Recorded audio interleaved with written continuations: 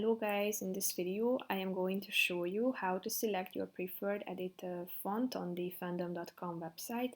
But first I just want to mention, don't forget to subscribe to my channel because at 10,000 subscribers I am going to show you my whole YouTube revenue statistics and growth strategy, how to make money online. Now let's jump into it. First of all, open the website and then go to your home page. After that, tap on this profile button down below in the left side corner and click on view profile. Tap on it again and select my preferences. Go to the top and tap on editing, which is the fourth section. Then go to the editor subcategory, and here you can select your edit area font style. It's set to the default option, but you have 3 other options. Tap on the relevant one, and as you scroll down to the bottom, you can tap on the save button to update your preferences.